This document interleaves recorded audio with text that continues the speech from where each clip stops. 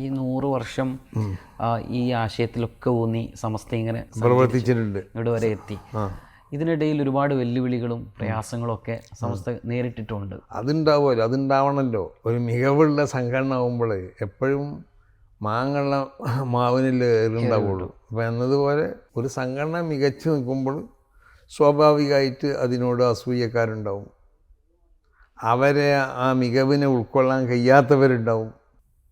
അങ്ങനെ ഇന്നും ഉണ്ട്, അത് എന്നും ഉണ്ടാവാം. അതൊരു ഇവിടെ അള്ളാഹു സുബ്ഹാനഹു വ തആല മനുഷ്യന്മാരെ സൃഷ്ടിച്ച കാലം മുതൽ തന്നെ ഇവിടെ നടന്നുകൊണ്ടിരിക്കണ ഒന്നാണത്. അപ്പോൾ അത് നമുക്ക് എങ്ങനെ ഇല്ലാതാക്കാൻ കഴിയൂല. അപ്പോൾ വിമർശനങ്ങളും എതിർപ്പുകളൊക്കെ ഉണ്ടാവും. ഒരുപക്ഷെ ഈ ഒരു കാലഘട്ടത്തിൽ സമസ്ത ആദർശത്തിലൂന്നിയാണ് സമസ്തയുടെ പ്രയാണങ്ങൾ അത്രയും.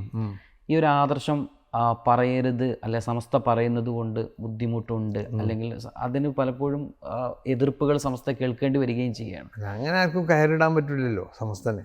ആ വിഷയത്തിൽ എന്താണ് ജനങ്ങളോട്? സ്വതന്ത്ര സംഘടനയല്ലേ അത്, വേറെ ആരെങ്കിലും കയറിട്ട് പിടിച്ചു കൊണ്ടുപോകണ സംഘടന അല്ലല്ലോ. അതിനാർക്കെങ്കിലും നിയന്ത്രിക്കാനും പറ്റില്ലല്ലോ. സമസ്തൻ്റെതായ തീരുമാനങ്ങളും അതിൻ്റെ നയങ്ങളും നിലപാടുകളൊക്കെ ഉണ്ടാവും.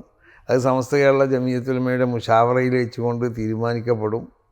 അത് അതിൻ്റെ മറ്റുള്ള പോഷക സംഘടനകളൊക്കെ നടപ്പാക്കുകയും ചെയ്യും. എന്നതുപോലെ തന്നെ ആദർശം അന്ന് മുതലല്ല, ഈ സംഘടന ഇവിടെ സ്ഥാപിക്കപ്പെട്ട അന്ന് മുതൽ തന്നെ ആദർശം പറയലെടുത്തിട്ടുണ്ട്. അത് വിശുദ്ധമാവുന്ന ഇസ്ലാം ദീൻ ഇവിടെ വന്നന്ന് മുതൽ തന്നെ ആദർശമല്ലേ പറയണത്, അതിൻ്റെ തുടർച്ചയല്ലേ നമ്മൾ പറയേണ്ടത്. അപ്പോൾ ആദർശം ഇവിടെ എന്നും പറയും. ആദർശം പറയുന്നത് ആർക്കും എതിർക്കാനും പറ്റില്ല, ആർക്കും അതിനെ നിയന്ത്രിക്കാനും പറ്റില്ല.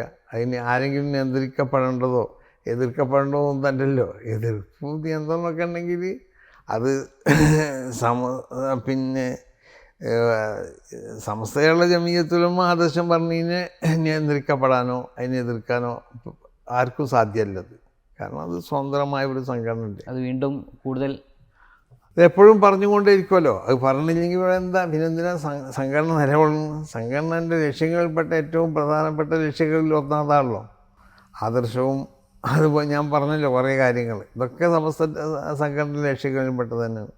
അതിൽപ്പെട്ട ഒന്നാണ് ആദർശം എന്നുള്ളത്.